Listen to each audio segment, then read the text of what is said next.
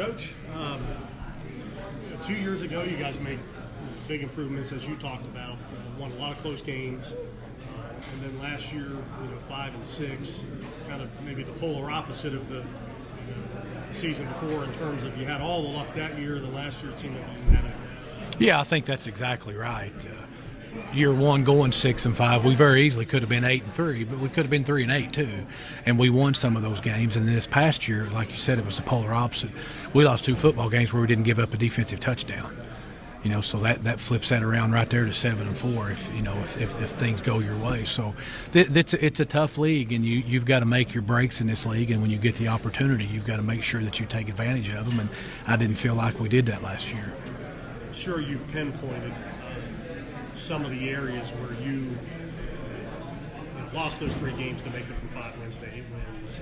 What are some of those things you're focused on? We got to run the football better. We've not been good enough at running the football. And last year we were very bad about laying the football on the ground. We didn't value possession of the football, and so we think if we can, correct those and shore those up, then we have a better chance. But it's going to be a dogfight every week. We tell our kids the first meeting we have, look at our schedule. There's not a team on this schedule we can't beat, but there's not a team on this schedule that can't beat us.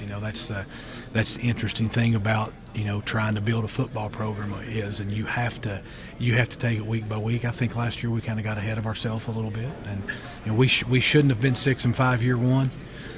We're about where we should be in year 3 of this, but we feel like we need to take the steps to take a step this year.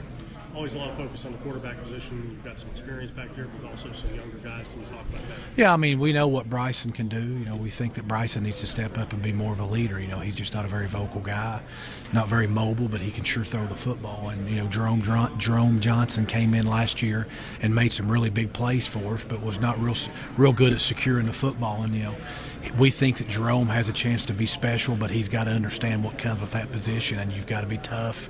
You've got to have thick skin. You can't lay on the ground after you fumble the football. And then Garrett Kropp is a kid that was with us this spring who we feel like has a chance to really battle. So it's going to be a 3-way battle. We got to make a decision quick. You look at Marquise Hamilton, the effect that he can have on a football game as a kick return, but you've mentioned at the podium, anybody that follows football knows that the kickoff is kind of under fire right now. Right. And there's some rule changes coming. Maybe down the road there'll be the elimination of kickoffs.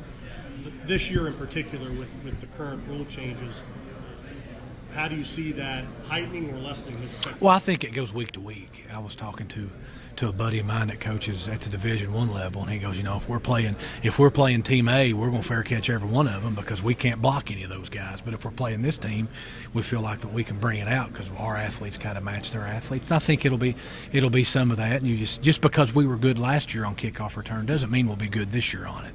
And so we know the returner still has a chance to be special, but you still got to get bodies on bodies and make people and get people blocked and make people miss. But generally, when you return a kickoff, you only have like 2 blocks, and so we'll just play it week by week. We hope that Marquise can still have the ability to turn a game like he did last year, but we'll see.